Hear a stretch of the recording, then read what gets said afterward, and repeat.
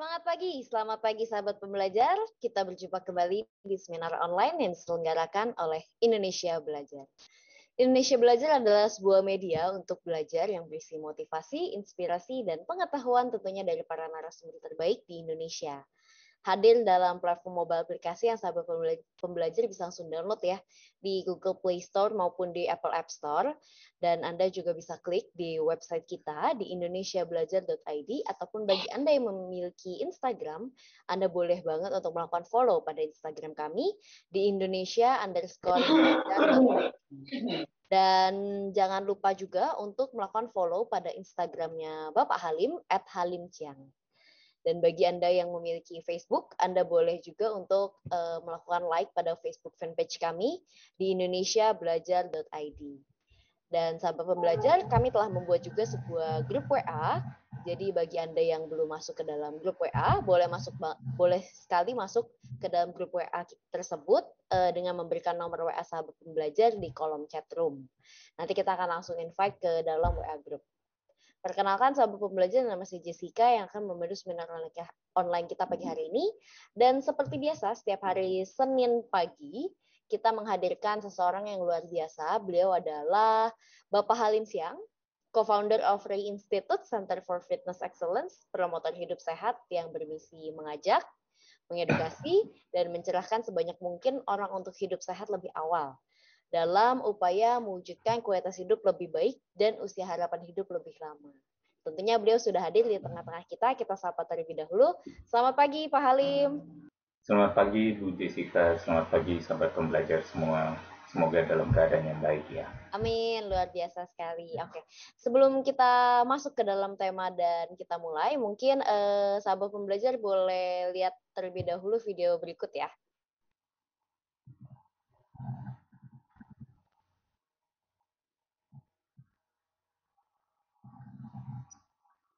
Happy birthday to you. Happy birthday to you. Happy birthday, happy birthday, happy birthday to you.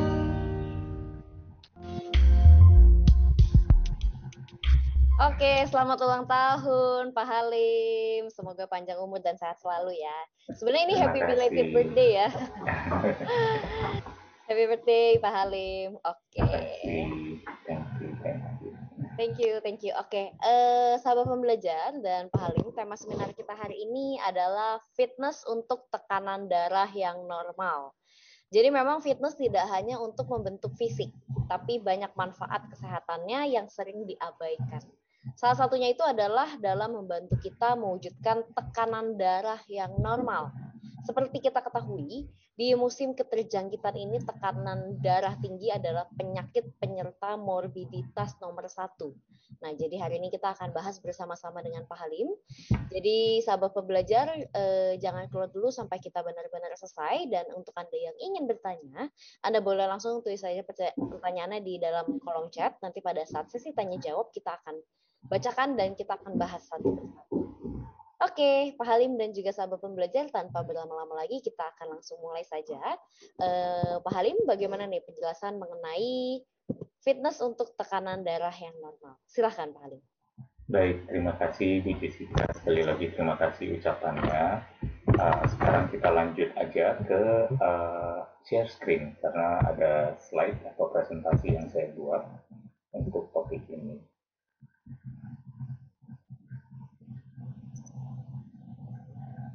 Ya, sebenarnya ini topik yang kembali lagi ya, selalu tentang promosi pola hidup sehat, mengajak banyak orang untuk menyadari betapa banyak manfaatnya berpola hidup sehat. Nah, salah satunya adalah dengan cara fitness. Sebenarnya fitness sendiri bukanlah satu aliran, ya, bukan satu aliran olahraga, bukan satu aliran kegiatan, tapi lebih kepada memang ini adalah satu keniscayaan. Kalau kita hidup sehat memiliki modal dasar, kemudian kita kembangkan kesehatan itu dengan berolahraga, kita mengatur pola makan, sebenarnya kita tidak sekedar bertambah sehat, tapi level sehat itu naik ke bugar gitu ya. Jadi bugar itu memiliki segala keunggulan ekstra yang dimiliki orang-orang sehat, dan itu bisa diwujudkan oleh semua orang ya. Jadi itu yang menjadi sebenarnya kunci uh, untuk disadari oleh banyak orang agar tidak salah paham bahwa fitness ini seolah-olah angkat besi gitu, angkat besi di uh, fitness center hanya untuk anak muda gitu, nggak seperti itu ya.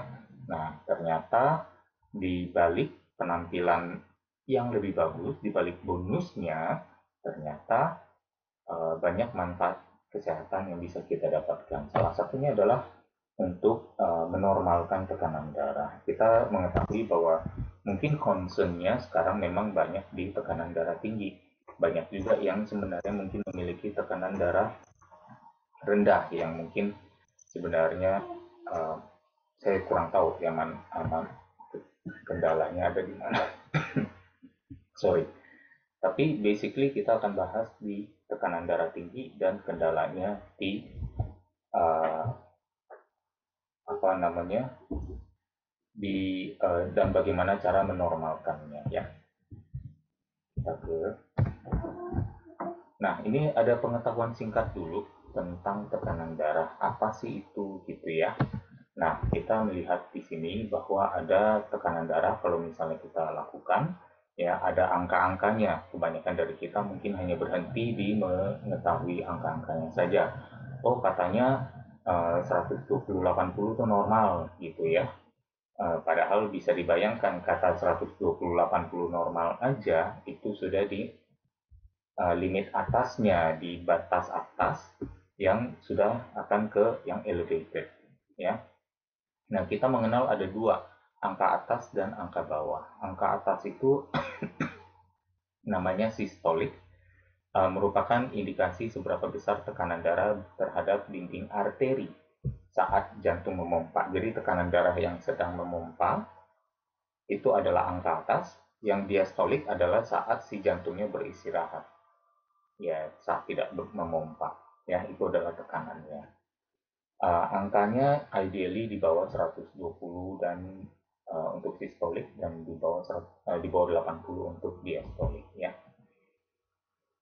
Kemudian kita melihat di sini bahwa hubungannya dengan uh, apa peningkatan, seberapa besar sih peningkatan sistolik diastolik itu terhadap misalnya risiko penyakit jantung dan serangan jantung dan stroke dan lain-lain. Risiko meningkat pada individu yang berada di rentang usia 40 sampai 89 tahun. Setiap peningkatan 20 mm Hg sistolik, angka atasnya, terjadi peningkatan jumlah kematian 2 kali lipat. Ya, sementara kalau diastoliknya peningkatan 10 mm Hg aja sudah terjadi jumlah risiko yang sama 2 kali lipat juga peningkatan jumlah kematian gitu. Jadi bagi sahabat pembelajar yang memiliki tekanan darah yang tinggi, ya peningkatan 20 di angka atas atau 10 di angka bawah, dan apalagi sudah berusia 40 ke atas. Nah, sudah perlu hati-hati nih. Ya, mesti tahu, mohon maaf ya, maksudnya mesti tahu, oh ini saatnya untuk ngerem. Ya, ini saatnya tidak bisa lagi melanjutkan dengan pola hidup lama gitu ya. Harus terjadi uh, perbaikan, kecuali memang aspirasinya adalah, cita-cita tertingginya adalah meninggal karena serangan jantung atau stroke atau tekanan darah tinggi.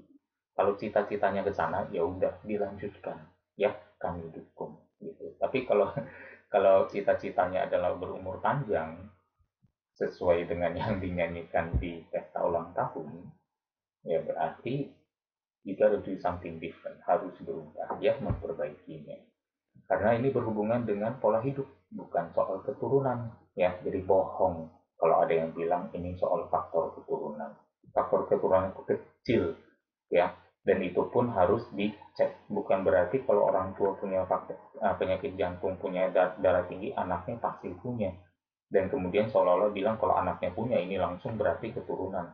Tidak semudah itu, karena orang tua yang memiliki pola hidup seperti apa, dan itu diwariskan ke anaknya, dan anaknya yang memiliki pola hidup yang sama dan serupa, mengalaminya juga gitu. Jadi yang diwariskan sebenarnya bukan genetiknya, tapi yang diwariskan adalah pola hidupnya.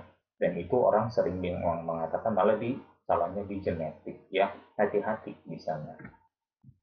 Nah, kita bisa melihat bahwa itu angka atas nih. Nah, yang ventricles contract itu angka atas, kemudian relaxnya itu ya adalah diastolik ya. Nah, bagi pembuluh darah kita bisa dilihat kalau yang hipertensif atau kalau yang normal pembuluh darahnya bersih, lega, pembuluh darahnya selangnya ibarat katanya ya, selang pembuluh darahnya itu bersih, lega dan elastis, bisa mengembang dengan produksi nitric oxide di dalamnya, ya di lapisan dalam yang namanya endotelial, itu bisa memproduksi nitric oxide yang membantu pembuluh darah kita membesar diameternya untuk memungkinkan aliran darah yang dipompa lebih baik. Ya, biasa ini terjadi apabila jantung memiliki pompa yang kuat, darahnya bagus, tidak kental, ya tidak darah kental juga bisa banyak unsur di dalam, nanti kita bahas ya. Kemudian pembuluh darahnya nanti ternyata kaku lagi gitu ya.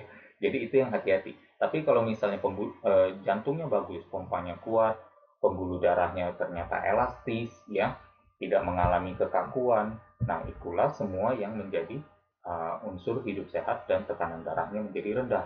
Tapi di hipertensif, jantungnya sudah pompanya lemah, ya enggak, karena apa? Capek. Karena apa? Pembuluh darahnya banyak endapan, banyak blockage atau mengalami kesempitan, sehingga si jantungnya ini bekerja ekstra keras, udah nggak pernah olahraga, pola makannya jelek, kualitas darahnya kental dan rendah ya dalam hal ini kalau darahnya kental ya.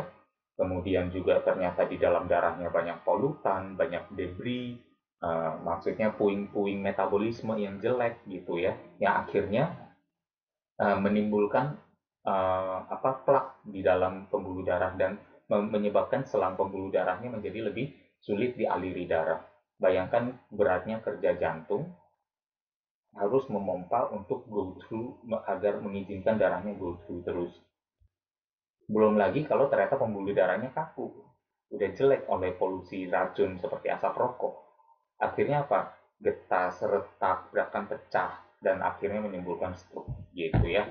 Dan inilah yang sebenarnya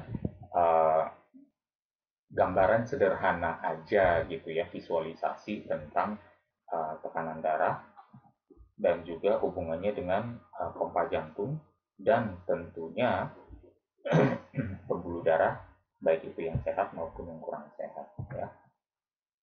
Nah, ini dia tekanan darah tinggi paling umum pada pasien COVID-19 dan merupakan komorbid, penyakit penyerta kematian nomor 1. Jadi dari statistik misalnya di Indonesia sekarang kalau nggak salah ada lebih kurang hampir 40.000, 30 ribuan orang meninggal oleh penyakit jantung, oleh COVID maksudnya ya. Persentase penyakit di angka kematian itu ada penyakit penyerta kematian yang namanya darah tinggi, itu nomor 1 paling tinggi gitu ya. Jadi harus hati-hati di sana. Kalau nggak percaya, lihat ini tuh studi yang dilakukan ya lebih kurang tahun lalu. Hipertensi merupakan most prevalent comorbidity ya. Ini adalah penelitian dilakukan di 8 negara dan melibatkan 22 penelitian dan 11.000 pasien. Komorbiditas nomor 1 pada pasien COVID-19 adalah tekanan darah tinggi. Dan cilakanya pula, sorry to say ya, orang dengan tekanan darah tinggi dan menjadi pasien COVID-19 yang ternyata mengkonsumsi obat darah tinggi yang seperti ACE2 inhibitor dan angiotensin 2 reseptor antagonis. memiliki tingkat masuk ICU lebih tinggi dibanding yang tidak mengkonsumsi obat darah tinggi. Ya, dan tingkat kematian pun lebih tinggi. Ya, kalau dilihat ini berarti 2 kali lipat lebih, 200% lebih memiliki tingkat masuk ICU dan tingkat kematian. Jadi, like I said gitu loh, medikasi tidak pernah, terutama yang ada zaman sekarang. Apabila kalian punya tekanan darah tinggi, medikasi tidak pernah menjadi jawaban long term solusinya. Ya, makanya saya bingung kadang kalau misalnya orang memiliki satu pola hidup yang kurang sehat, kemudian bilang, ah nggak apa-apa, sekarang kan ilmu medik udah begitu maju, sehingga kalau gue sakit, ya gue tinggal ke dokter minta obatnya aja, selesai, gitu. Jadi sakit ini, obatnya ini, sakit ini, obatnya ini, tanpa memikirkan bahwa ternyata begitu ada pandemi, tubuhnya tidak kuat. Begitu ada pandemi seperti ini, akhirnya apa? Dia selama ini telah menempatkan dirinya ke dalam satu jurang kematian yang lebih besar lagi. Gitu. Berarti kita bisa melihat dari angka di sini bahwa jumlah orang pasien hipertensi yang terkena COVID, ternyata dikontribusikan ada berbagai hal. Salah satunya adalah medikasi mengkonsumsi obat tekanan darah. Gitu. Ya, hati-hati di sini.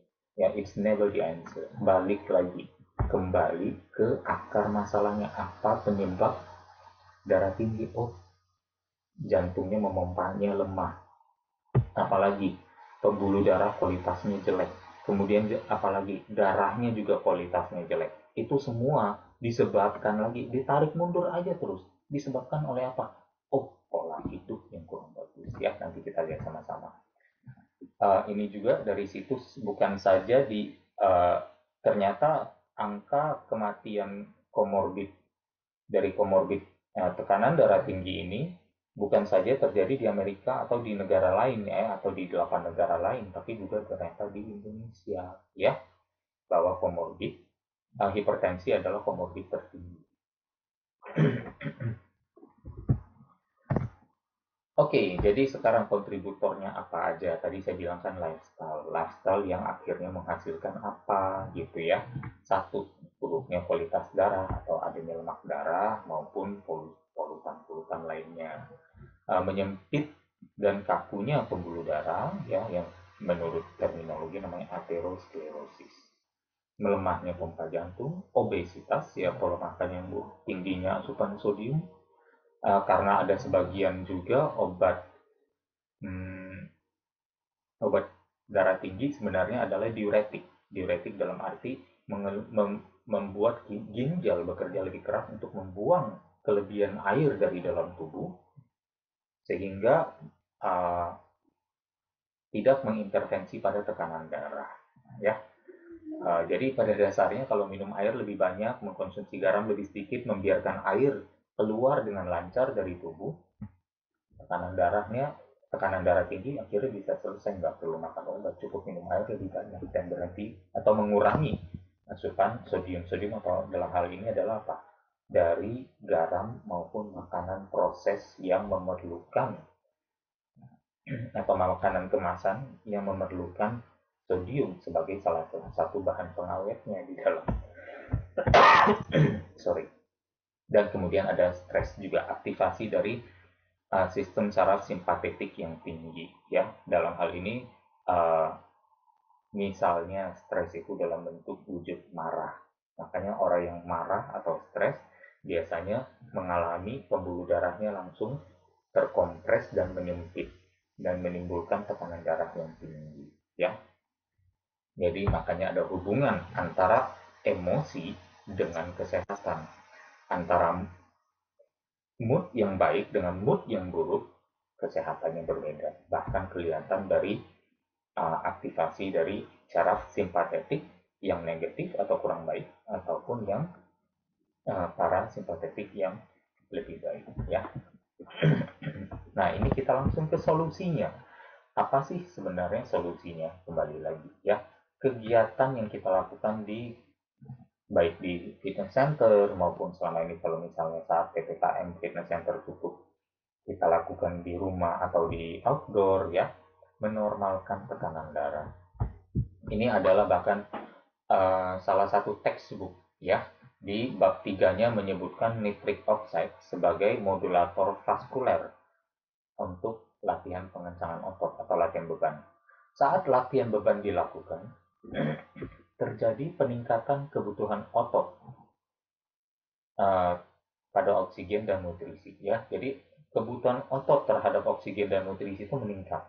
Kemudian peningkatan kebutuhan otot ini menimbulkan vasodilatasi atau pelebaran pembuluh darah pada area yang dilatih. Kalau melatih bahu, ya di bahu lah terjadi pelebaran pembuluh darahnya. Ya, di paha, ya di paha. Ya, otot yang saling berkikisan terjadi shearing, berperan dalam meningkatkan ketersediaan biologis, bioavailability dari nitric oxide dalam pembuluh darah. Nah, nitric oxide itu apa? Nitric oxide itu ya diproduksi di bagian endotelial pembuluh darah seperti yang tadi saya sampaikan. Dan apabila endotelial kita mengalami disfungsi karena terjadinya penumpukan plak di dalam dinding pembuluh darah, ya berarti ketersediaan biologis dari nitric oxide, bioavailability dari nitric oxide turun dan menjadi faktor besar terjadinya tekanan darah tinggi dan penyakit jantung. Turunnya ketersediaan nitric oxide ini tercermin pada kekakuan pembuluh darah, sebuah mekanisme untuk hipertensi sistolik, angka atasnya. Gitu. Jadi dengan kualitas pembuluh darah yang buruk, yang akhirnya mengalami disfungsi, nitric oxide-nya turun, menyebabkan kekakuan, ya, dan akhirnya angka sistoliknya tinggi. Berarti apa kesimpulannya? Nitric oxide tinggi, pembuluh darah berarti sehat. Nitric oxide bisa diproduksi tinggi, berarti pembuluh darahnya sehat. Kalau nitric oxide tinggi, tekanan darah rendah. Diturunkan maksudnya. Kalau nitric oxide rendah, tekanan darah naik. Gitu ya. Ini hanya salah satu komponen, gitu, komponen biologis yang ada di pembuluh darah. Jadi sebenarnya penyebab misalnya tekanan darah tinggi tidak hanya karena ini. Tetapi ini hanya salah satu contoh di mana saya memberitahukan bahwa ternyata NO ini, nitric oxide ini berperan begitu besar. Dan tubuh kita memiliki kemampuan untuk memproduksinya. Dan akibat kita misalnya merokok, makanya merokok membuat kaku pembuluh darah dan berhubungan dengan apa? Disfungsi ereksi. Disfungsi ereksi gara-gara apa?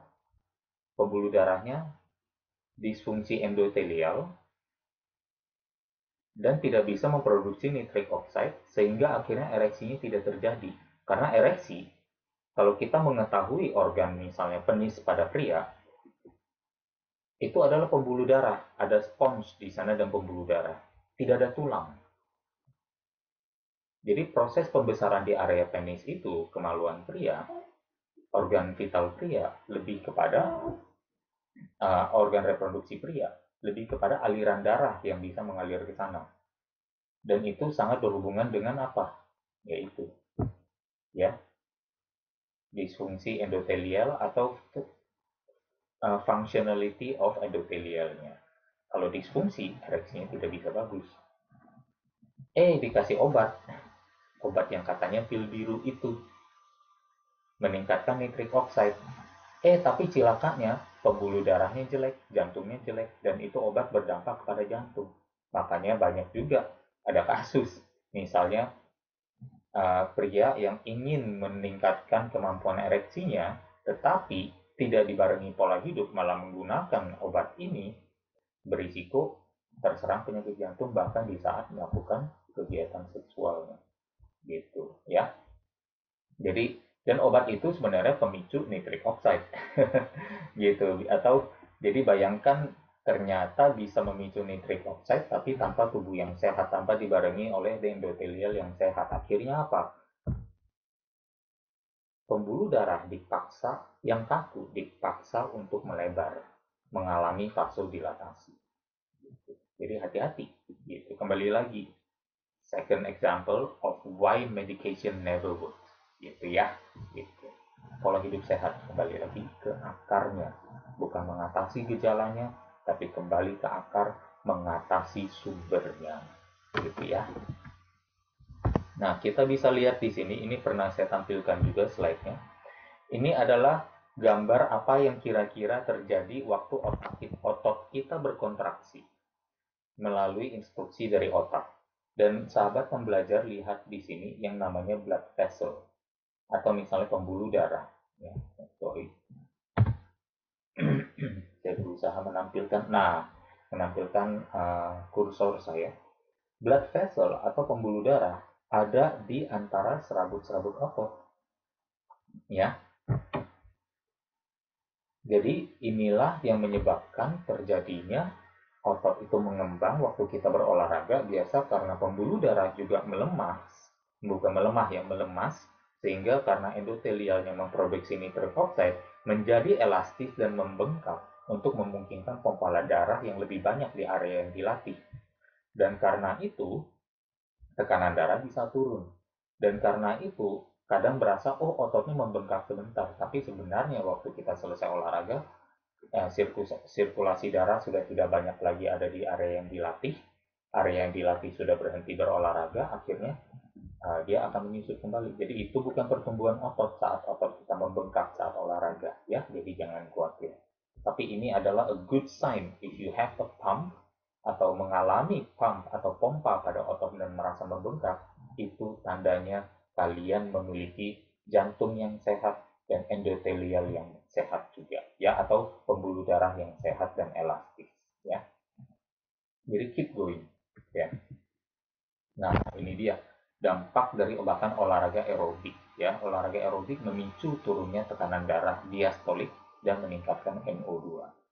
Olahraga aerobik meningkatkan terjadinya nitric oxide NO yang menurunkan tekanan darah dan memicu enzim-enzim yang menyarankan olahraga sebagai faktor penting dalam mencegah penyakit. Studinya masih baru ya, tahun 2017, jadi sahabat pembelajar bisa melihat sendiri bahwa sebenarnya cara alami lebih baik gitu. Memang tidak lebih instan ya, mungkin perlu bertahap dan perlu tahu cara berolahraga yang baik dan benar ya, tetapi jauh lebih baik gitu daripada mencari solusi-solusi instan. Tuh bayangkan misalnya mau mencari solusi instan jadinya apa gitu ya, mengkonsumsi diuretik untuk menurunkan tekanan darah, tapi ternyata yang bekerja lebih keras kenanya di mana, di ginjal ya. Mau mengkonsumsi obat tekanan darah, tanpa diketahui kena virus ini COVID ya, akhirnya ternyata berpotensi memiliki risiko jauh lebih tinggi, 2 kali lipat, 3 kali lipat masuk ke angka meninggal hanya gara-gara apa? Mengkonsumsi obat tekanan darah tinggi. Jadi please rethink again lifestyle yang sahabat pembelajar miliki. Banyak yang mengaku kepada saya nggak gampang kok makan obat, tapi ternyata begitu dicek lebih lanjut, wah, saking dia nggak berasa yang dikonsumsi itu obat gitu ya, sampai dia bilang saya nggak gampang makan obat, tapi ternyata obatnya banyak ya, atau medikasinya banyak. Nah, ini juga salah satu aja yang mengkonsumsi lebih banyak serat ya, mencukupi kebutuhan serat secara konsisten dari makanan maupun suplementasi bisa menurunkan tekanan darah. Demikian juga dengan omega 3 ya. Jadi banyak sekali dan saya hanya menampilkan sedikit aja. Beberapa rekomendasi yang gampang. Serat itu didapat dari mana? Sayuran ya, terutama dan buah. Ini ada studinya ya, meta-analisis yang saya tampilkan. Meta-analisis itu seperti yang sahabat pembelajar ketahui adalah gabungan dari banyak studi yang ditemukan memiliki protokol yang sama, protokol studi yang sama, dan melibatkan mungkin ingredients yang sama, ya, sehingga akhirnya bisa ditarik satu benang merah kesimpulan yang sama juga.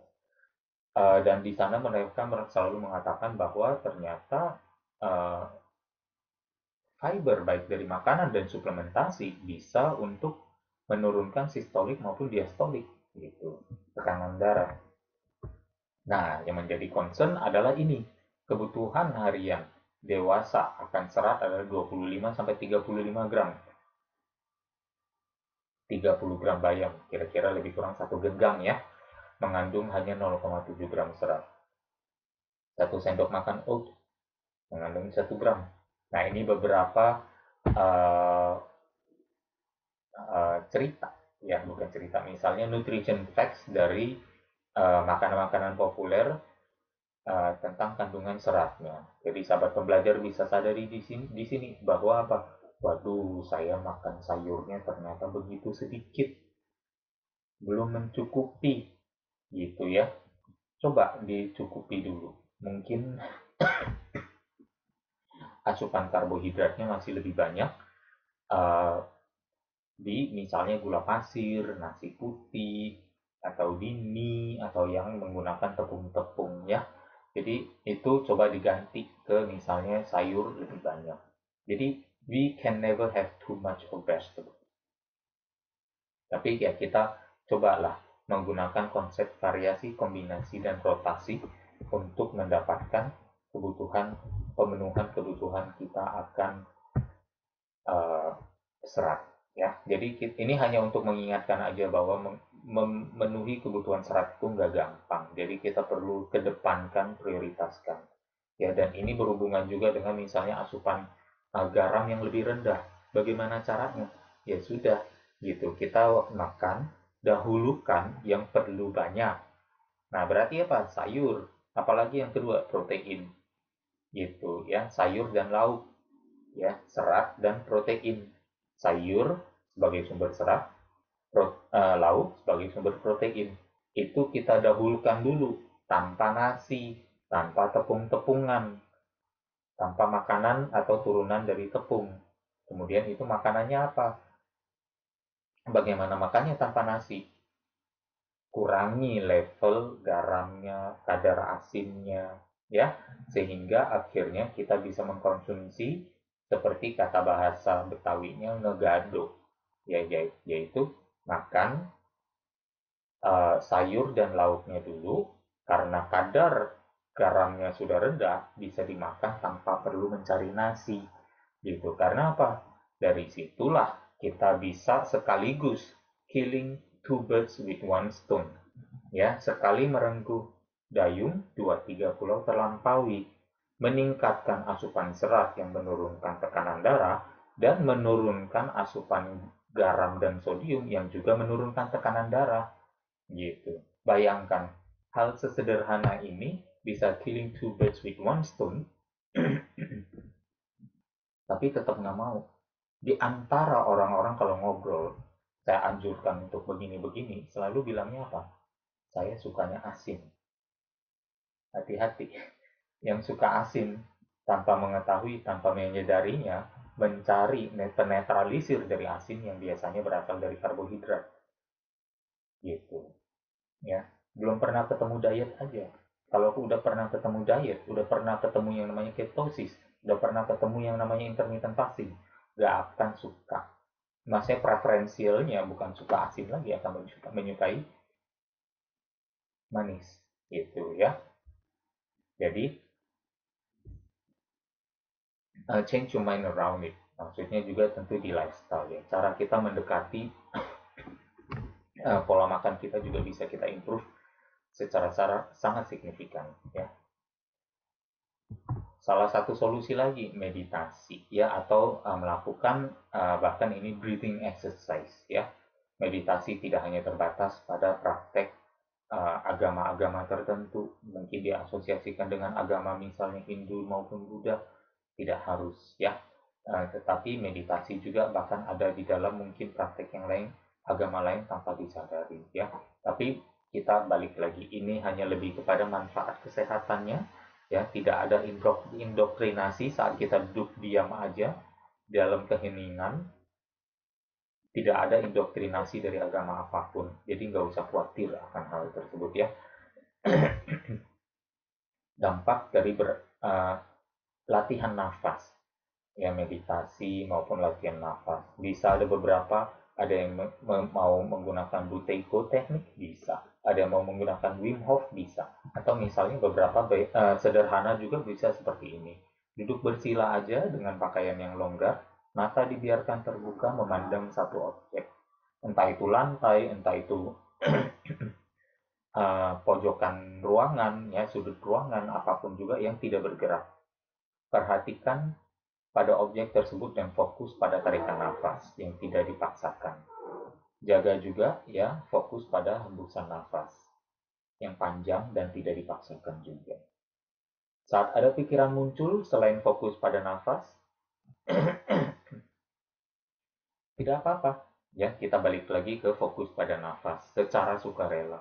Kenapa saya bilang sukarela? Karena terkadang otak kita suka nakal mengatakan saya nggak betah berada di sini. Saya pengennya berpikir ke masa depan atau ke masa lalu, gitu ya. Saya pengen berpikir ke masa depan atau masa lalu, sehingga menandakan saya tidak betah di sini. Jadi kita perlu mengatakan pada diri kita juga, saya sukarela, saya secara tulus ingin berada di sini sekarang juga. Gitu. Dengan demikian, mungkin yang merupakan inner communication kita pada otak untuk mengatakan, hey, kamu berdiam aja di sini. Jangan pikir ke masa depan yang bikin khawatir, jangan pikir ke masa lalu yang bikin menimbulkan rasa menyesal dan kesal dan marah. Kembalikan lagi ke masa sekarang. Ya, fokus lagi.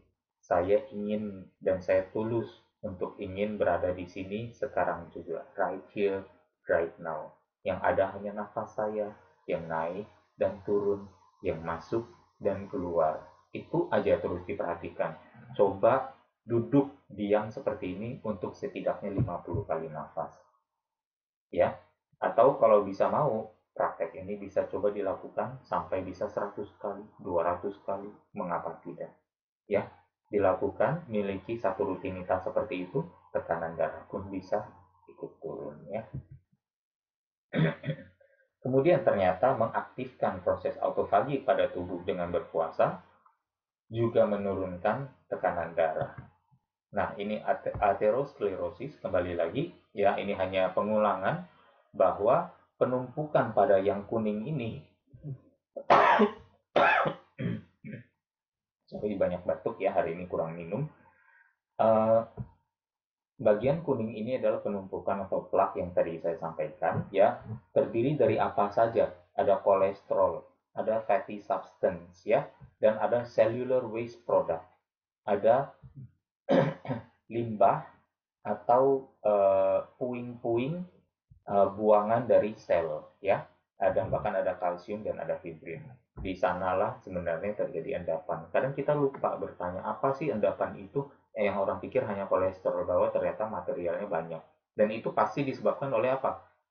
Nah, rokok, tar, dan tembakau itu ada tarnya, itu juga bisa menjadi bagian dari plak. Karena apa? Menempelnya di lemak. Kenapa? Karena lemak adalah tempat tubuh menyimpan racun. Jadi when you have high body fat, you have high level of toxicity in your body.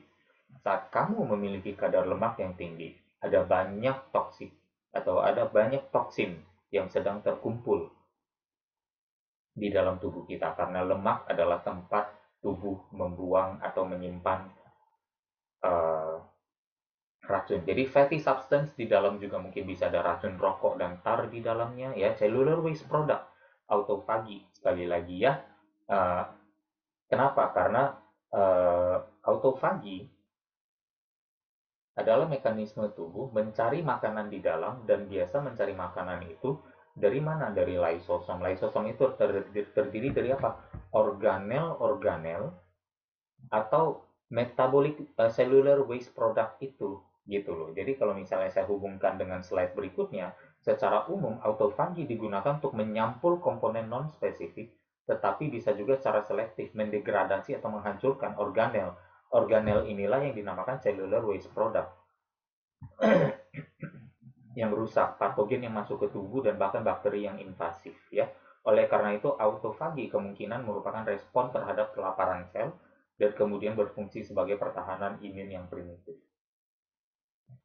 Ya, bisa dibayangkan begitu hebatnya badan kita memiliki mekanisme ini yang bisa kita karyakan. gitu, bahwa dengan autofagi kita berpotensi mengkonsumsi tubuh kita, mendaur ulang, mendetox ya apa yang sebenarnya bakal menjadi plak, kita ambil dulu untuk kita proses dan kita buang atau kita konsumsikan lagi, kita jadikan nutrisi yang berguna di autofagosomnya gitu ya untuk autofagi. Dan ini ada studi terbaru tahun 2019 ya di jurnal Nature Nutrients, intermittent fasting dalam cardiovascular disorder. Tubuh menggunakan asam lemak dan keton sebagai sumber energi utama saat kita melakukan intermittent fasting, ya, berarti terjadinya penurunan pada kadar lemak darah, total kolesterol dan LDL. Kolesterol itulah yang menjadi penimbun atau bagian dari apa? Komponen-komponen plak itu. Dan ini adalah justru diturunkan dengan cara intermittent fasting dengan memicu autofagi. Terhambatnya atau perkembangannya penimbunan plak pada aterosklerotik dengan mengurangi konsentrasi marka-marka peradangan. Bahkan proses kakunya pembuluh darah juga ada disebabkan oleh radang-radang seperti IL-6, interleukin 6, homocysteine maupun CRP. CRP adalah C-reactive protein. Sahabat pembelajar bisa melakukan medical check-up dan minta angka-angka ini untuk dicek juga. Saya mau ngecek interleukin 6, saya mau ngecek C-reactive protein. Kalau tinggi, kemungkinannya potensi tekanan darah kita juga pasti akan tinggi. Gitu. Lemak darah tinggi, CRP tinggi, interleukin tinggi, lemak darah tekanan darah pasti tinggi. Kalau tekanan darah bisa rendah dengan angka-angka yang ini, kemungkinannya adalah makan obat atau memang ada anomali di tubuh yang begitu sudah sangat drastis. Yang berarti harus hati-hati ya. Bahkan dengan autofagi dan intermittent fasting meningkatkan faktor BDNF, brain derived neurotrophic factor, yang mengaktifkan sistem parasimpatetik, ya, menurunkan stres, menurunkan level marah, ya, atau menurunkan level kepanikan, sehingga menurunkan angka sistolik dan diastolik tekanan darah. Tuh, bayangkan, banyak sekali strategi, ibarat bahasa Inggrisnya adalah arsenal, atau misalnya gudang pelurunya. Banyak sekali persenjataan kita yang secara alami dari gaya hidup kita yang bisa kita karyakan, bisa kita kerahkan untuk mengatasi tekanan darah tinggi. So, ngapain harus buru-buru mencari medikasi? Katanya nggak gampang nyari obat, tapi begitu udah ketemu, misalnya mendapatkan vonis atau mendapatkan ini, udah langsung nurut. Karena apa? Level ketakutannya sudah tinggi. Ini masih tabel dari studi ya. Karena studi ini adalah sebuah overview, berarti melakukan ulasan terhadap banyak penelitian ilmiah. Mungkin terlalu kecil untuk sahabat pembelajar lihat, tapi di sini kalau saya munculkan lagi kursor saya di kolom ketiga paling kanan yang ada blood pressure, ya, sistolik turun, diastolik turun. Terjadi penurunan sistolik maupun diastolik di berbagai studi ilmiah, ya, dan ini luar biasa sekali gitu. Jadi autofagi dan intermittent fasting ini juga ternyata bermanfaat, penurunannya nyata karena berbagai studi ilmiah dari tahun 2011 sampai 2018 pun sudah membuktikan demikian. Kita come to conclusion bahwa tekanan darah tinggi umumnya merupakan hasil dari pola hidup yang kurang sehat, ya, tidak mengindahkan kebutuhan tubuh untuk berolahraga, untuk mendapatkan asupan makanan berkualitas sesuai waktunya, untuk istirahat cukup, dan untuk menghadirkan sendiri stres, ya, stres atas dirinya sendiri. Tekanan darah tinggi berkerabat erat dengan para pembunuh terbesar manusia modern, obesitas, sindroma metabolik, resistensi insulin, diabetes, penyakit jantung, dan stroke. Kabar baiknya semua ini bisa dicegah dan diperbaiki dengan pola hidup yang sehat. Akarnya, ya, berbasis pada kebiasaan membangun kebugaran seperti latihan beban, latihan aerobik, pola makan kaya serat, cukup protein, dan intermittent fasting yang memicu proses pembersihan sel yang dinamakan autofagi. Sebelum terlambat, jagalah.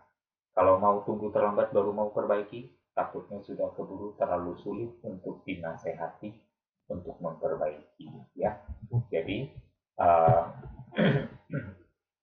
healthy lifestyle is the way. Ya, bukan destination. Ya, healthiness is not a destination. Fitness is not a destination. It is the way of life.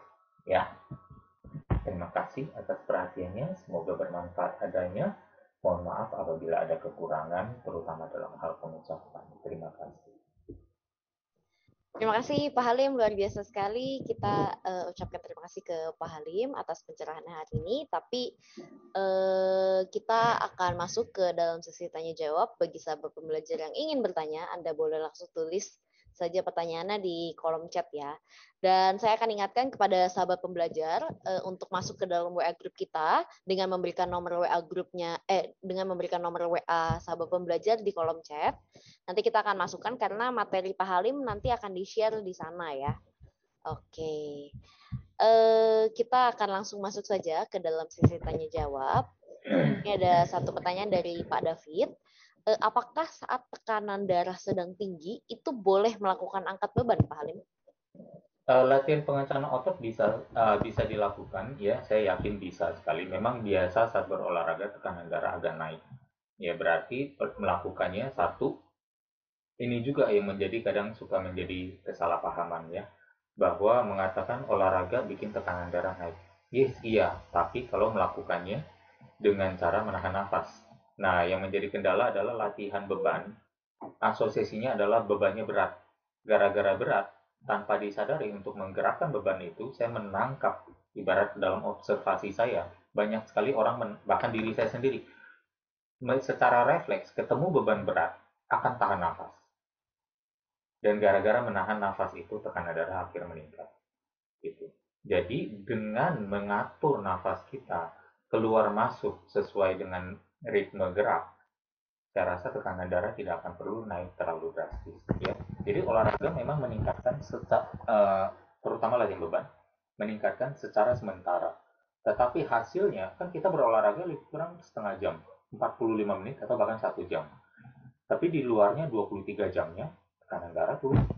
Balik ke normalnya justru dengan cara itu. Gitu. Nah, inilah yang menjadi kendala apabila sudah menunggu terlalu lambat baru mau take action. Gitu loh. Yang menjadi kendala kan selalu di situ. Orang udah punya tekanan darah tinggi, udah divonis kena diabetes, baru mau atur makan, baru mau pantang ini, pantang itu, baru mau olahraga.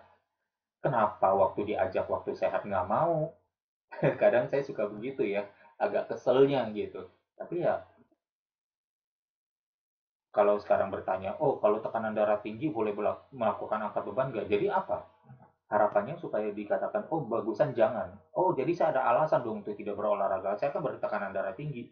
Lah kan buktinya tadi berolahraga, latihan beban aja bisa menurunkan tekanan darah dengan produksi nitric oxide. Gitu. Ya, itu melatih tubuh kita untuk memproduksi nitric oxide secara gampang dan baik. Karena apa? Dengan jantung yang kuat, pompa darah yang bagus, tubuh juga akan bermekanisme secara otomatis sendiri.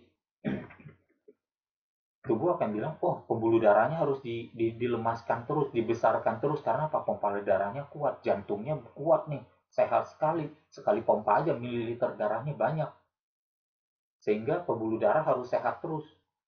Dan memang pasti sehat, karena apa? Debris-debris, plak-plak itu tidak ada waktu untuk bisa menempel di pembuluh darah. Darahnya cukup oksigen sehingga encer dan tidak kental. Cukup oksigen bisa mengirim nutrisi dengan baik, ya, sehingga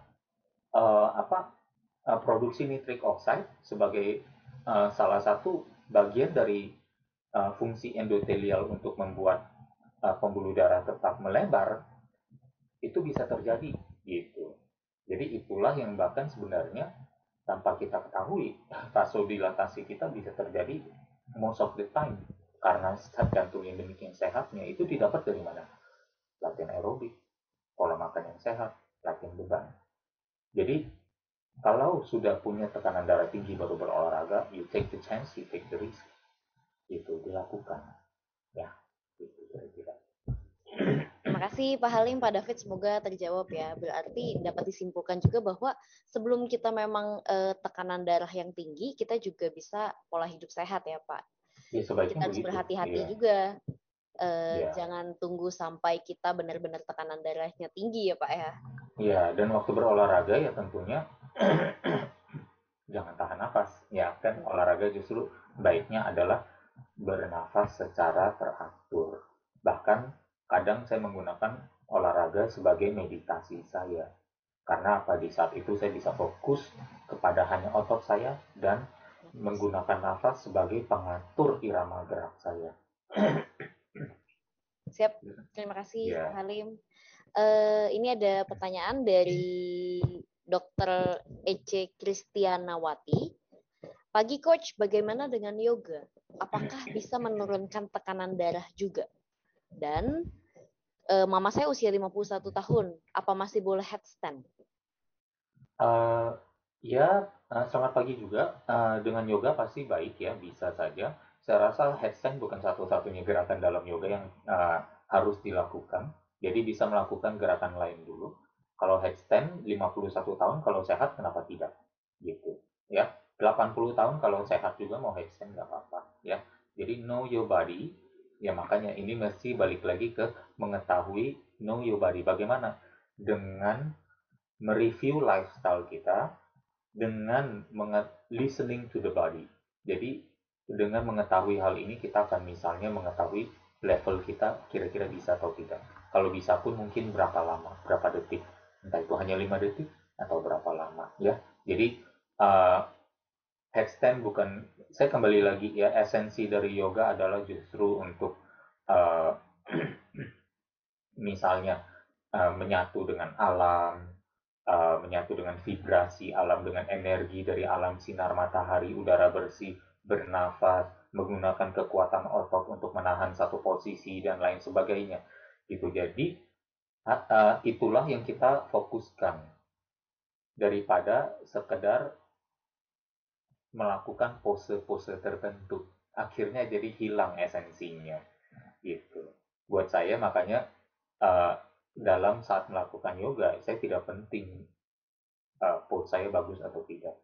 Yang saya pentingkan adalah bahwa saya mendapatkan satu mencari atau bahkan mendapatkan atau misalnya uh, esensi yoga itu apa dan saya dapatkan di sana gitu loh.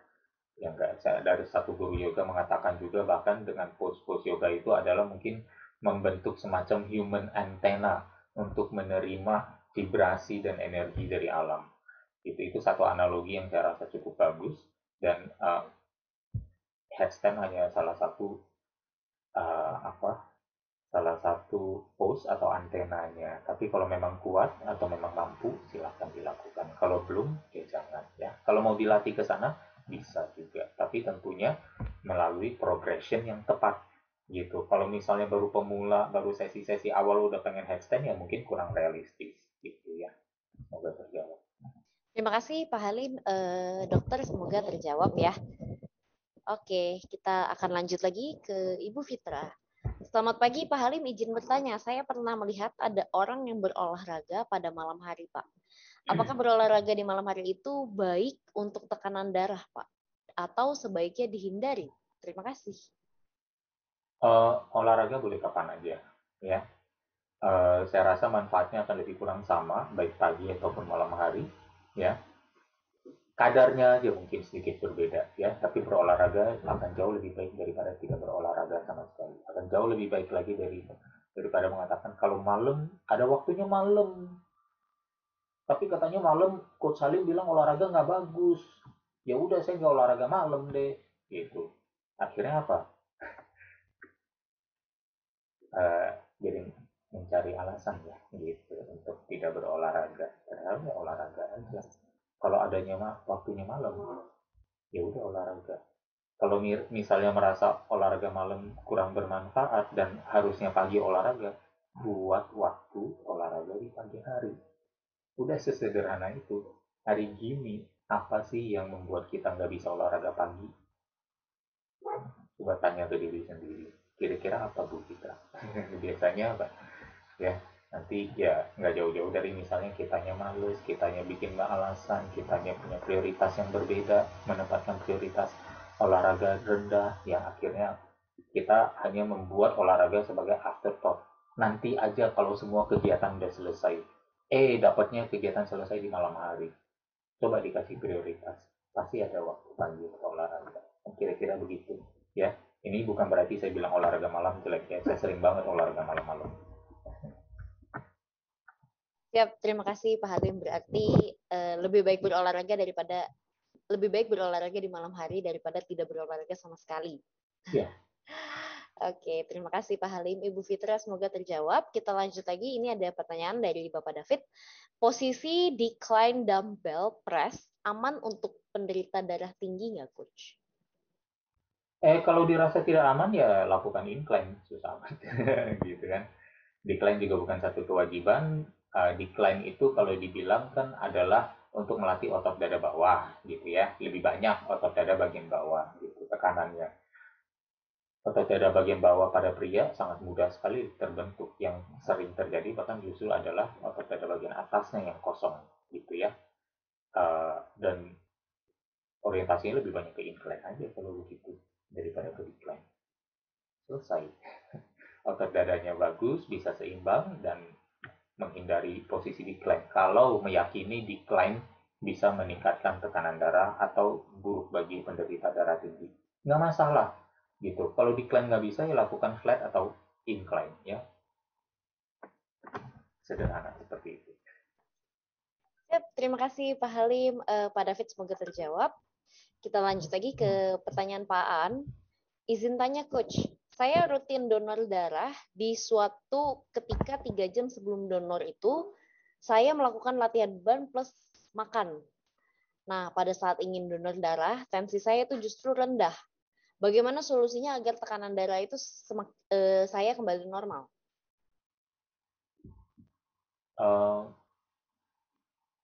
Mungkin makannya 5 jam sebelumnya kali coba. Ya.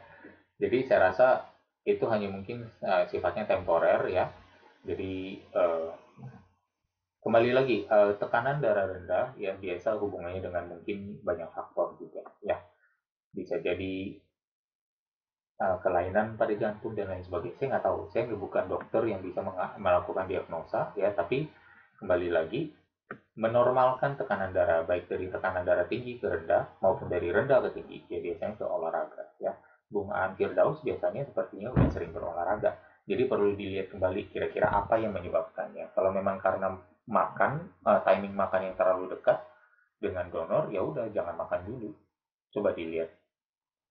Kalau kan katanya rutin, kalau rutin kan hanya terjadi saat tekanan darahnya rendah hanya saat 3 jam sebelum donor, makan dan olahraga 3 jam sebelum donor gitu. Nah, yang rutin lainnya bagaimana? Tekanan darah normal dong. Kalau tekanan darah normal kan biasanya pasti diloloskan untuk mendonor gitu. Kalau saat mendonor diloloskan, berarti apa? Lihat aja apa yang biasanya terjadi gitu. Oh, ternyata yang beda adalah waktu tekanan darah saya normal, ternyata saya tidak berolahraga atau tidak makan dulu, misalnya. Tinggal ditaruh di sana, gitu loh. Dilihat kembali ke rutinitasnya. Semoga terjawab. Terima kasih Pak Halim. Pak Aan, semoga terjawab ya. Apabila ada pertanyaan lanjutan, boleh langsung tulis saja pertanyaannya. Kita ada pertanyaan dari Pak Hamzah. Apakah sehabis donor darah boleh latihan angkat beban? Ya boleh, mungkin yang lebih ringan ya, karena terjadinya penurunan volume darah secara sementara dan biasanya mungkin katanya menurut teori darah itu blood count-nya akan balik setelah katanya bahkan 10 minggu atau 3 minggu gitu ya. Jadi jangan jadikan itu sebagai satu pembatas performa. Ya, kita tetap melakukan olahraga secara rutin, tapi memang kita sesuaikan dengan kondisi kita. Apabila setelah donor darah kita ternyata mengalami penurunan kekuatan, ya kita sesuaikan tantangannya sesuai dengan kemampuan badan di saat itu. Gitu. Siap, terima kasih Pak Halim, semoga terjawab. Kita ada pertanyaan dari Pak Hari. Coach, jus nanas dan sawi kan dikatakan baik untuk orang tekanan darah tinggi. Tapi boleh nggak yang tekanan darah rendah itu minum? Apakah akan mempengaruhi orang dengan darah rendah? Nah, ini mungkin ada satu, terima kasih pertanyaannya. Mungkin ada satu seperti kesalahpahaman atau bahkan seolah-olah kalau ini menurunkan tekanan darah, kalau orang tekanan darah rendah berarti diturunin lagi, jadi bahaya dong. Saya nggak yakin seperti itu adanya, gitu ya. Jadi anything that's healthy will bring you back to normal, gitu. Jadi apapun yang sehat, yang menyehatkan akan membawamu kembali ke normal. Makanya saya tadi di judulnya saya tidak bilang fitness untuk menurunkan tekanan darah, karena nanti orang yang tekanan darah rendah jadi nggak mau fitness. Karena apa? Dia bilang udah tekanan saya udah rendah, saya fitness tambah rendah dong, nanti saya bisa mati gitu. Enggak, ya. Apapun yang sehat will bring you back to normal, gitu. Itu yang namanya state of homeostasis yang sehat, yang baik, ya. Jadi itulah yang perlu kita perhatikan. Nana sehat nggak? Sawi sehat nggak? Sehat, dua-duanya. Jadi kalau misalnya orang bertekanan darah tinggi minum itu bisa turun tekanan darahnya, orang tekanan darah siapa tahu bisa jadi balik ke normal, ya. Jadi uh, by all means go ahead, ya. Saya jangan jadikan hal-hal sehat itu dicari alasannya itu tidak dilakukan. Itu sebenarnya salah satu uh, kegergetan saya kepada masyarakat tentang pola hidup sehat. Terima kasih Pak Halim, semoga terjawab ya Pak Hari ya. Kita lanjut lagi. Ini tadi sudah ada beberapa orang yang bilang terima kasih ke Coach Halim. Terima kasih, noted. Terima kasih Coach, jawabannya selalu bijak dan sangat bermanfaat. Terima kasih juga Pak Aan sudah bertanya. Kita ada Pak Wawan. Pak Halim, saya pria 63 tahun. Mulai Agustus itu sudah menjalani low carbo, high fat, intermittent fasting 16 sampai dengan 22 jam. Dan jalan kaki 5 sampai dengan 7 km sehari. Heart rate menurun drastis dan berat badan turun 3 kilo sebulan. Mohon info untuk latihan beban apa yang perlu di gym dengan PT atau cukup dumbbell di rumah saja. Ya, selamat Pak Wawan untuk hasil yang diraih dan proses yang dijalani sudah bagus sekali ya. Uh, Latihan beban bisa anywhere ya, tidak harus menggunakan personal trainer ya, tergantung kalau memang ada budgetnya kenapa tidak. Kalau tidak ada ya udah berolahraga sendiri. Uh, Lihat mungkin di video di YouTube tentang instruksi cara menggunakan bergerak yang baik ya. Bisa dengan dumbbell, bisa dengan berat badan sendiri ya. Diawali dengan misalnya tahan dulu, misalnya posisi tertentu seperti plank, wall sit ya, beberapa gerakan pernah disampaikan. Nanti mungkin akan diberikan lagi ya, atau dikirimkan khusus ke Pawawan ya PDF-nya tentang berolahraga di rumah ya, dengan berolahraga beban di rumah. Nanti bisa dikirimkan. Semoga terjawab. Untuk jalan kakinya mungkin kalau misalnya berolahraga beban pada hari itu mungkin jalan kakinya tidak perlu dilakukan gitu. Jadi ada selang-seling lah. Jadi supaya tidak terjadi penambahan yang akhirnya membuat aduh kok olahraga aja perlu proses yang panjang dan lama ya gitu, karena jalan kaki 5 sampai 7 km sehari itu lumayan ya, bisa cukup lama itu gitu ya. Nanti ditambah lagi latihan beban jadi akhirnya waduh latihannya kok olahraganya kayak hidup untuk olahraga aja, nggak seperti itu. Jadi mungkin bisa diselang-seling. Di hari di mana jalan kaki tidak perlu melakukan latihan beban. Di hari di mana melakukan latihan beban tidak perlu melakukan jalan kaki. Kira-kira seperti itu.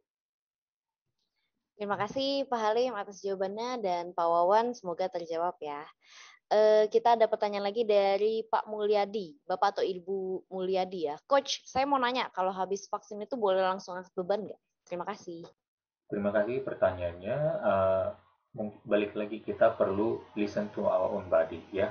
Kita dengar pada tubuh kita sendiri, apa yang tubuh kita rasakan.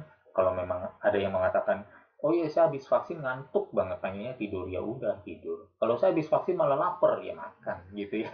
Listen to the body aja, jadi tidak harus dipaksakan. Kalau olahraga rutin, ya silakan aja coba dilakukan terus. ya sesuai waktunya. Kalau dirasa kekuatannya sedang buruk atau tidak sekuat sebelumnya, ya mungkin atau bagian yang disuntik terasa seperti kaku, kebas atau bahkan mungkin bengkak, ya berarti diistirahatkan dulu ya.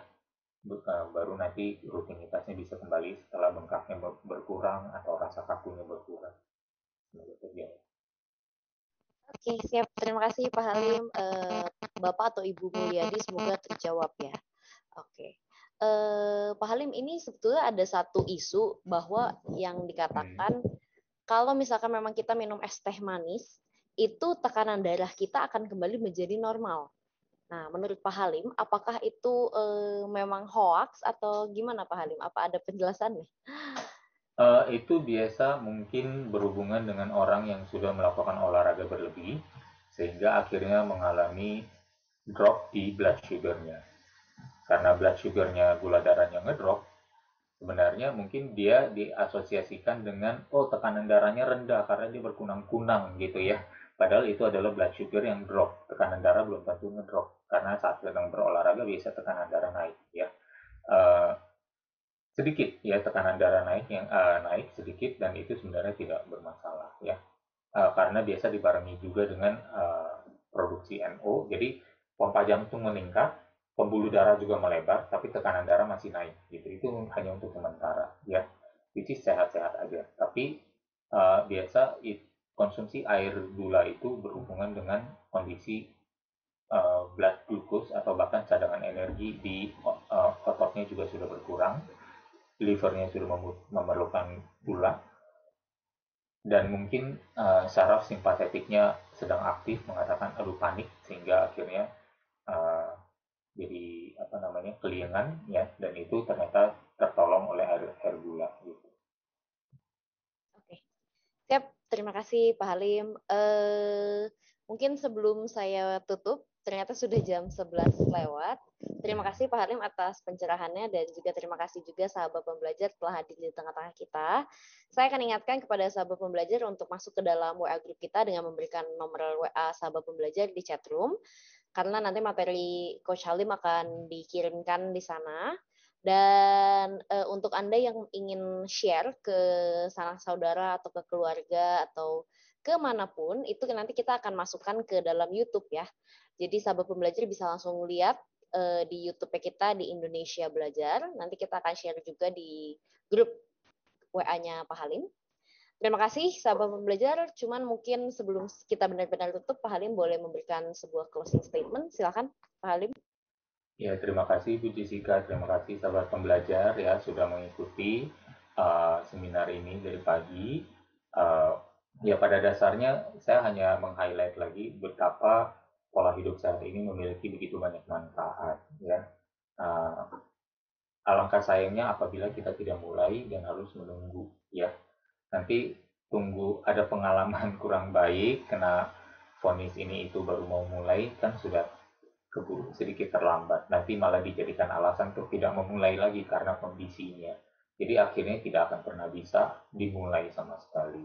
Jadi mulailah, jadikan ini bagian dari pola hidup kalian.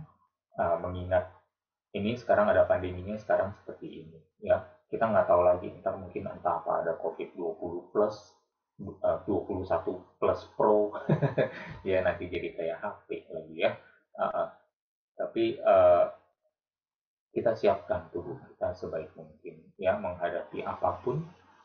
Memiliki sehat tidak pernah, atau bahkan memiliki kebugaran yang baik tidak pernah merugikan. Kira-kira seperti itu. Semoga bisa dijalankan atau ada yang tergerak untuk memulai tahap demi tahap. Listen to your body and keep progressing.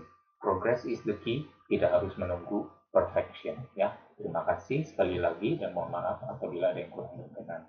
Semoga kita ketemu lagi Senin depan. Luar biasa sekali, terima kasih Pak Halim dan juga sahabat pembelajar. Kita akan jumpa lagi di minggu depan dengan Pak Halim, tentunya di jam yang sama dan hari yang sama, Senin jam 10. Jadi sahabat pembelajar jangan lupa untuk ikut lagi di minggu depan karena pastinya tema minggu depan itu tidak kalah luar biasa dari hari ini ya. Dan terima kasih sekali lagi ke Pak Halim dan juga sahabat pembelajar yang telah bergabung di seminar hari ini. Dan sahabat pembelajar boleh buka mic-nya untuk ucapkan terima kasih kepada Pak Halim. Dan saya ucapkan terima kasih. Kami mohon undur diri. Salam sukses luar biasa. Stay safe and stay healthy. Thank you.